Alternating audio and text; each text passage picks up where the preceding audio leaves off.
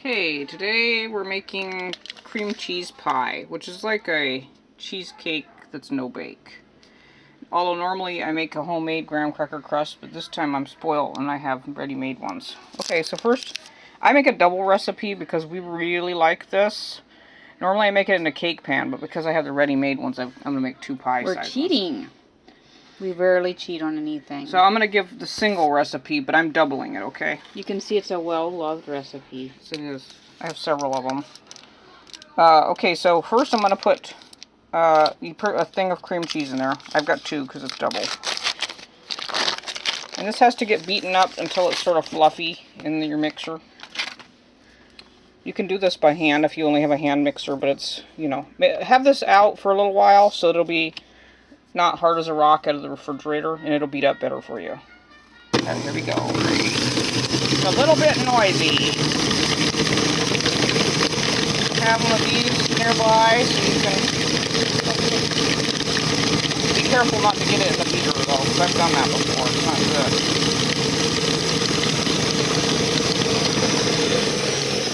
So if it starts to go right up the sides here, then I push it down. I'll probably do that a couple times.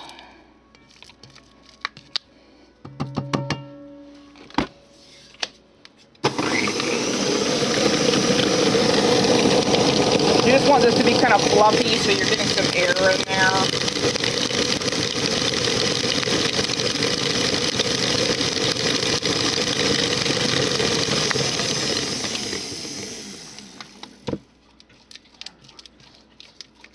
So if you were making a homemade graham cracker crust, then you have that pre-baked and ready and cooled before you do the filling.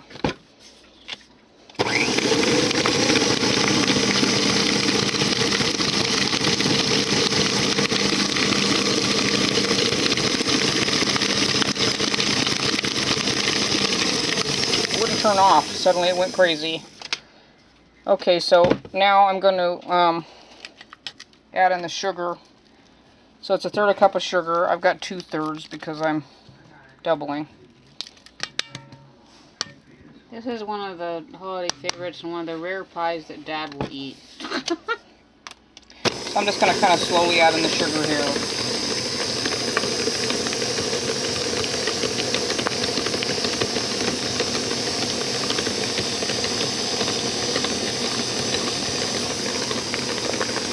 You want to be a little bit careful because one of the things that happens to me like all the time is that I'll get to the bottom of the bowl and I'll find some cream cheese that didn't get mixed in, which is really annoying when I'm going to put it in the pie shell. So make sure that you're getting all of that. Especially with the KitchenAid, there's a little divot on either side of the bowl down there where things get caught. So it also calls for 2 teaspoons of vanilla, but I'm putting 4. I don't measure.